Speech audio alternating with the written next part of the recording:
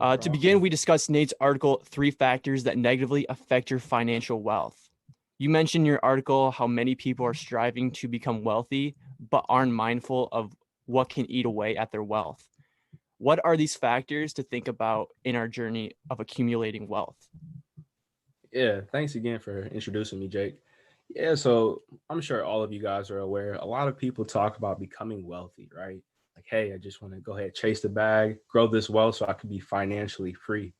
But they don't really stress what goes into hindering their wealth. In my article this week, I go into three factors that will stop people from becoming wealthy if they aren't mindful of them.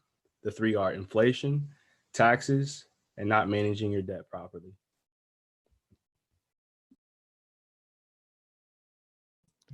Awesome. So, how does one go about like managing their debt to accumulate their wealth?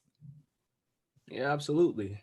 As I'm sure most of you guys know, taking out debt is something that must be done if you're trying to advance yourself into certain situations and you aren't able to do it in that given moment of time because the capital isn't available, i.e., student loans. A lot of us have student loans and we have to take it out in order to find ourselves in a good job market.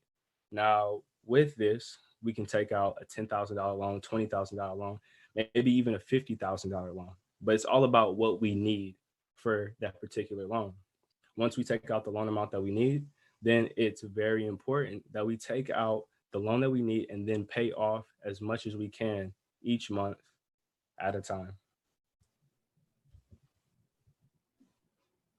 Right. And it's valuable to educate yourself on strategies for tax incentives for lowering your taxes each year. How does one um, get into lowering their taxes? So, a big thing is education, as you said. Now, we have so much information out here nowadays that you can easily find education through YouTube, a book, or a CPA, or even a friend looking to pursue a CPA route. Now, taxes are something that can be very, very tricky.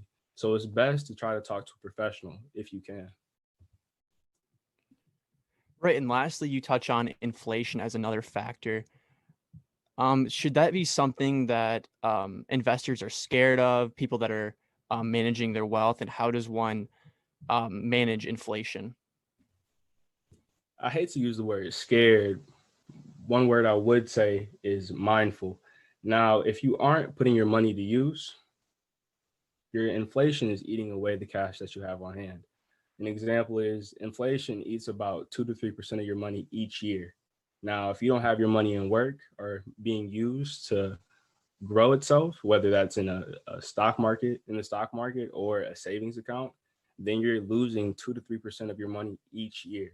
So let's say you had $1,000 bank account balance right now with a 0% interest rate or 0.1, right? I'm telling you that each year you're losing money on that money due to inflation because of the dollar losing its value each year. So to combat that, you should put it into active funds like the stock market, where it's shown to be an investment where it grows 6 to 8% as combating that inflation to allow you to grow that money each year successfully.